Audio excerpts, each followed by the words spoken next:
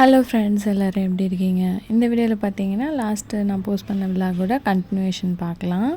அதுக்கு முன்னாடி நீங்கள் இப்போ தான் ஃபர்ஸ்ட் டைம் நம்மளோட சேனல் பார்க்குறீங்கன்னா மறக்காமல் நம்மளோட சேனலுக்கு சப்ஸ்கிரைப் பண்ணிக்கோங்க. லாஸ்ட் விலாகில் பார்த்தீங்கன்னா நான் நைட்டு படுக்க போகிறதுக்கு முன்னாடி பார்லி ஊற வச்சுட்டு போயிருந்தேன். பார்லி மறுநாள் பார்த்திங்கன்னா நல்லா ஊறி இருந்துச்சு. அந்த பார்லி தண்ணி எடுக்கிறதுக்காக அதை நான் இப்போ கொஞ்சம் இன்னும் நிறையா தண்ணி சேர்த்து அதை நல்லா குக் பண்ணிக்க போகிறேன். நம்ம சாதம் குக் பண்ணுற மாதிரி தான் இதை நல்லா குக் பண்ணி எடுத்துக்கிட்டோம்னா அந்த கஞ்சி மாதிரி கிடைக்கும் இல்லையா, நம்ம சாதத்தில் வர கஞ்சி தண்ணி, அதே மாதிரி தான் இதில் வர அந்த கஞ்சி தண்ணியை தான் பார்லி வாட்டர்னு சொல்லுவாங்க. ஸோ அந்த வாட்டர் குடித்தா வெயிட் லாஸ்க்கு ரொம்பவே நல்லது. அப்புறம் உடம்புல நிறைய விஷயங்களுக்கு பார்லி ரொம்பவே நல்லது. ஸோ நான் நிறைய இன்னும் தண்ணி ஊற்றி அந்த நைட்டு ஊற வச்சுருந்தேன் இல்லையா, அந்த தண்ணியை நான் சேர்த்துக்கிட்டேன். இதை அப்படியே ஸ்டவ்வில் வச்சு நம்ம ரைஸ் குக் பண்ணுற மாதிரியே குக் பண்ணிக்க வேண்டியதான். என்ன ஒன்று இது கொஞ்சம் டைம் எடுக்கும் குக் ஆகிறதுக்கு. குக் ஆனாலும் சாப்பிடும் போதும் கொஞ்சம் நமக்கு ஒரு மாதிரி கடித்து சாப்பிட்ற மாதிரியான ஃபீலிங் தான் கிடைக்கும். பார்லி ஒரு பக்கம் ஸ்டவ்வில் தூக்கி வச்சுட்டு அது ஒரு பக்கம் கொதிச்சிக்கிட்டு இருக்கட்டும், ஏன்னா அது ரொம்ப குக் ஆகிறதுக்கு டைம் ஆகும்ல. இன்னொரு பக்கம் என்னோடய மார்னிங் வேலையெல்லாம் பார்க்க ஸ்டார்ட் பண்ணிட்டேன். ஹஸ்பண்டுக்கு சாதம் செய்யறதுக்காக அரிசி ஊற வச்சுருக்கேன். டீ போட்டுட்ருந்தேன் இன்னொரு சைடு. அதே நேரம் பார்லியும் அடிக்கடி கிண்டி விட்டுட்டே இருந்தேன். ஏன்னா அது ரைஸ் போய் வீட்டில் அப்படியே உட்காந்துரும் இல்லையா, அதனால் அது அடிக்கடி கிண்டி விட்டுட்டு மற்ற வேலைங்களை பார்த்துட்ருந்தேன். முதல் நாள் நைட்டு வச்ச குழம்பு இருந்ததுனால ஹஸ்பண்ட் நான் அதையே கொண்டு போகிறேன், எக்ஸ்ட்ராவாக எதுவும் செய்ய வேணான்னு சொல்லிட்டாங்க. ஸோ அவங்களுக்கு மட்டும் ஒரே ஒரு வாழைக்காய் எடுத்து வச்சுருந்தேன் வறுவல் பண்ணுறதுக்காக. பார்லி பார்த்திங்கன்னா நல்லா கொதிக்க ஆரம்பிச்சிச்சு. கொதிச்சிட்டு இருக்கும்போதே நல்லா வாசனையாக இருந்துச்சு. அதுக்கப்புறம் பார்த்திங்கன்னா வாழைக்காவை கட் பண்ணிவிட்டு மசாலாலாம் போட்டு பரட்டி எடுத்து வச்சுருந்தேன். அது நார்மலாக அப்படியே தடுக்கா பண்ணி அதில் போட்டு கிண்டிக்கலாம் அப்படின்னு சொல்லிட்டு கொஞ்சம் க்யூபாக கட் பண்ணியிருந்தேன் வாழைக்காவை. வாழைக்காவிலே தேங்காய்லாம் அரைச்சி போட்டு ஒரு ரெசிபி ஒன்று செய்வாங்க. அது நான் கண்டிப்பாக இன்னொரு நாள் ஷேர் பண்ணுறேன். எனக்கு வாழைக்காய் பார்க்கும் போதெல்லாம் அந்த நினப்பு வரும். பட் எனக்கு டைம் இருக்க மாட்டேங்குது. அது கொஞ்சம் டைம் எடுக்கும். ஏன்னா வாழைக்காவை குக் பண்ணி அதுக்கப்புறம் நம்ம மசாலா போடுற மாதிரி இருக்கும். ஸோ அதனால் அந்த ரெசிபி மார்னிங்கில் எனக்கு செய்ய டைம் கிடைக்க மாட்டேங்குது. கண்டிப்பாக நான் அந்த ரெசிபி செய்கிறப்போ உங்களுக்கு நான் வீடியோ எடுத்து போடுறேன். இப்போ வாழைக்காவை க்யூபாக கட் பண்ணிவிட்டு ஜஸ்ட் ஒரு வாஷ் பண்ணிவிட்டு அதில் பார்த்திங்கன்னா மஞ்சத்தூள், உப்பு, அப்புறம் குழம்புக்கு போடுவோம் இல்லையா, அந்த மிளகாத்தூள் தான் போட்டு மேரினேட் பண்ணி எடுத்து வச்சேன். அதே நம்ம உருளைக்கிழங்கு ஃப்ரை பண்ணுற மாதிரி தான். ஆனால் தடுக்காவுக்கு மட்டும் பார்த்திங்கன்னா எக்ஸ்ட்ராவாக இதில் பெருஞ்சீரகம் சேர்ப்போம் நாங்கள். நான் பெருஞ்சீரகத்தை தாளிக்கும் போதே போட்டுருவேன். ஆனால் என்னோடய அம்மம்மா எப்படி செய்வாங்க அப்படின்னா, பெருஞ்சீரகத்தையும் பூண்டையும் நல்லா நுணுக்கி வச்சுருப்பாங்க. லாஸ்ட்டாக குக் பண்ணி இறக்க போகிறதுக்கு ஒரு 2 மினிட்ஸ் முன்னாடி அந்த பெருஞ்சீரகத்தையும் பூண்டும் போட்டுட்டு ஒரு 2 மினிட்ஸ் அதை மூடி வச்சுருந்துட்டு இறக்கிடுவாங்க. அதோட ஃப்ரேக்ரன்ஸ் ரொம்பவே சூப்பராக இருக்கும். நெக்ஸ்ட் சைட் பை சைட் பார்த்திங்கன்னா ரைஸ் குக் பண்ணவும் வச்சிட்டேன். எனக்கு ஒரு அடுப்புலேயே எல்லா வேலையும் செய்கிறதுக்கு கொஞ்சம் கஷ்டமாக இருந்துச்சு.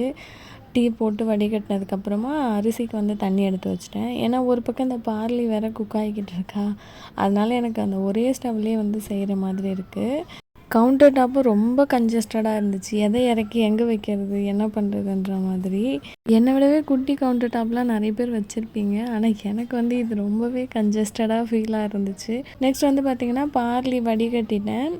அந்த தண்ணியை மட்டும் மேலாக்க வடிகட்டி ஃபஸ்ட்டு ஹஸ்பண்ட்க்கு கொஞ்சமாக ஃபில்ட்ரு பண்ணி அதில் கொஞ்சோண்டு உப்பு போட்டு மிக்ஸ் பண்ணி அவங்களுக்கு ஒரு பாட்டிலில் ஊற்றி கொடுக்கறதுக்காக இது நான் கொஞ்சமாக வடிகட்டி ஆற வச்சுருக்கேன். பார்லி ரைஸ் பார்த்திங்கன்னா நான் சாப்பிட்டுட்டேன். தண்ணி எல்லாருமே தான் குடித்தோம். பசங்க, நான், ஹஸ்பண்ட் எல்லாருமே தான் குடித்தோம். எனக்கு டாக்டர் என்ன ப்ரிஸ்கிரைப் பண்ணியிருந்தாங்கன்னா, ஒரு 11:30 மணிக்காட்டம் நம்ம ஏதாவது சாப்பிட்றதுக்கு பதில் இந்த பார்லி வாட்டர் ஒரு கப் குடிக்க சொல்லியிருந்தாங்க. அது இல்லைன்னா க்ரீன் டீ குடிக்க சொல்லியிருந்தாங்க. க்ரீன் டீ எனக்கு சம்டைம்ஸ் தலைவலி வரும். அதனால தான் பார்த்திங்கன்னா நான் லீஃபாக வாங்கி வச்சுருந்தேன். அந்த பேக் மாதிரி வரும் இல்லையா, டீ பேக்ஸு, அது எனக்கு ஒத்துக்காது. ஸோ நான் டீ இலையாகவே வாங்கி அதில் தான் எப்பயாச்சும் போட்டு குடிப்பேன். கண்டினியூஸாகவும் குடிக்க மாட்டேன். என்கிட்ட சின்ன சைஸில் சாதம் வைக்கிற மாதிரி எந்த பானையுமே கிடையாது. அதனால தான் பார்த்திங்கன்னா நான் இந்த சாஸ் பாட்டில் சாதம் வைக்கிறேன். இது எனக்கு வடிகட்டவும் பார்த்திங்கன்னா சாதம் வடிக்கவும் பார்த்திங்கன்னா ஈஸியாக இருக்கும், 2 சைடும் பிடிச்சிக்கிறதுக்கு. அதனால தான் நான் இதில் குக் பண்ணிக்கிட்டு இருக்கேன். பெரிய கொஞ்சம் நிறைய ரைஸ்லாம் போடுறோன்னா பெரிய குண்டு வச்சுருக்கேன். அதில் தான் நாங்கள் சாதம் வடிப்போம். பார்லி எடுத்ததுக்கப்புறமா அந்தாண்ட சைடு அடுப்பில் வந்துட்டு பார்த்திங்கன்னா வாழைக்காய் வந்து வறுவல் பண்ணிட்டேன். நான் எல்லாம் கடகடன்னு செஞ்சு முடிக்கவும் ஹஸ்பண்ட் ரெடியாகவும் கரெக்டாக இருந்தது. எனக்கு வந்து நைட்டில் தூக்கம் வர மாட்டேங்குது. காலையில் தான் நல்லா தூக்கம் வருது. அது என்னன்னு எனக்கே தெரியல. ஃபஸ்ட் ப்ரெக்னென்சிலேருந்தே அப்படி தான் இருக்குது. அதனால் கொஞ்சம் லேட்டாக தான் எழுந்திரிப்பேன். சமைக்கவும் பார்த்திங்கன்னா கொஞ்சம் லேட்டாக ஸ்டார்ட் பண்ணுறதுனால கடகடன்னு செய்ய வேண்டியதாக இருந்துச்சு. ஒரு வழியாக கடகடன்னு எல்லா வேலையும் முடிச்சாச்சு. ரைஸ் வச்சு எடுத்துட்டேன். அதுக்கப்புறம் பார்த்திங்கன்னா குழம்பு வந்து சூடு பண்ணி வச்சுட்டேன். அதுக்கப்புறம் வாழைக்காய் வறுவலும் வந்து பொரியல் பண்ணி ஹஸ்பண்டுக்கு வந்து கொடுத்துட்டு மீதி இருந்ததை வந்துட்டு ஒரு கட்டோரியில் மாற்றி வச்சிட்ருந்தேன். மார்னிங்கில் வந்து பார்த்திங்கன்னா ஒரே ஹரிபரியாக இருந்துச்சு. பட் எனக்கு ஜூன்லேருந்து கொஞ்சம் மார்னிங்கில் எனக்கு டைம் கிடைக்கும். ஏன்னு பார்த்திங்கன்னா ஹஸ்பண்டுக்கு மட்டும் மார்னிங்கில் குக் பண்ணிவிட்டு பசங்களுக்கும் வந்து கடகடன்னு மார்னிங்கில் குக் பண்ண வேண்டிய அவசியம் இருக்காது. நார்மலாக ஸ்கூல் டேஸ்னு பார்த்திங்கன்னா பசங்களுக்கும் குக் பண்ணுவோம்ல. இந்த டைம் பார்த்திங்கன்னா என்னோடய 2 பசங்களுக்குமே தான் ஆஃப்டர்நூன் ஸ்கூல் தான். பெரிய பையனுக்கு பார்த்திங்கன்னா 1 மணிக்கு தான் ஆரம்பிக்கும். சின்ன பையனுக்கு 12:30 மணிக்கு. ஸோ அதனால் நான் அந்த டைமுக்கு ஏற்ற மாதிரி ஒரு டைம் சார்ட் வந்து எனக்கு ரெடி பண்ணிக்கணும். அடுத்து வந்து பார்த்திங்கன்னா இந்த தோரணம் ஒர்க் வந்து நான் முடிச்சிட்டேன். மேலே வந்து இதுக்கு இந்த ஃப்ளவர் மாதிரி பண்ணி அட்டாச் பண்ணதுக்கப்புறமா இதை வந்து சென்ட் பண்ண வேண்டியதான். நீங்கள் இப்போ இந்த வீடியோ பார்க்கும்போதெல்லாம் வந்து இந்த கஸ்டமருக்கு இது வந்து நான் டெலிவரியே பண்ணிட்டேன். அவங்களுக்கும் வந்து ரொம்ப பிடிச்சிருந்துச்சுன்னு சொன்னாங்க. உங்களுக்கு இந்த தோரணம் பிடிச்சிருக்கா என்னன்னு சொல்லிவிட்டு கமெண்ட்டில் சொல்லுங்கள். உங்களுக்கு இந்த மாதிரி என்கிட்ட தோரணம்லாம் ஆர்டர் பண்ணணுன்னா எனக்கு வந்து கமெண்ட் பண்ணுங்கள். அதுக்கப்புறமா பார்லி ரைஸ் வந்து நான் கொஞ்சம் சாப்பிட்டுட்டு மீதி ரைஸ் வந்து எடுத்து வச்சுட்டேன். அண்டு மத்தியானத்துக்கு பார்த்திங்கன்னா கீரை வந்து வாங்கி வச்சுருந்தேன். கீரை பார்த்திங்கன்னா ஒரு மாதிரி ஃப்ரிட்ஜில் வச்சுருந்ததும் ஐஸ் மாதிரி ஆகிடுச்சு. பட் கீரை கெட்டுலாம் போகல, நல்லா தான் இருந்தது. ஃப்ரிட்ஜுக்குள்ளே வச்சுட்டேன் நான். வெளியில் வச்சுருந்தா கூட கொஞ்சம் நல்லா இருந்திருக்கும். ஃப்ரிட்ஜில் வந்து சம்மர் டைம்ன்றதுனால நான் மாற்றி வச்சுருந்தேன் அதோடய ஃபங்க்ஷன்ஸ்லாம். ஸோ வந்து ரொம்ப கூலிங்காக இருந்ததுனால கொஞ்சம் அடியில் ஃப்ரீஸ் ஆன மாதிரி ஆகிடுச்சு. இது வந்து சிறுகீரைன்னு சொல்லுவாங்க. இங்கே வந்து சவுளின்னு சொல்லுவாங்க. சவுளியில் வந்து க்ரீன் கலர், ரெட் கலர் 2மே வந்து கிடைக்கும்.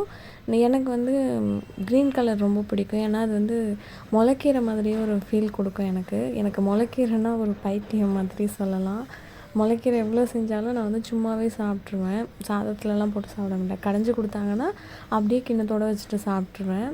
ஸோ அதனால இதுவும் பார்த்திங்கன்னா நான் கடைஞ்சி தான் வந்து செஞ்சுருந்தேன். இதோட தண்டுலாம் வந்து கொஞ்சம் மெலிசாக தான் இருக்கும். ஆனால் அதெல்லாம் வந்து நான் கொஞ்சம் எடுத்து வச்சுருந்தேன். தனியாக சாம்பார் மாதிரி வச்சுக்கலான்னு சொல்லிட்டு.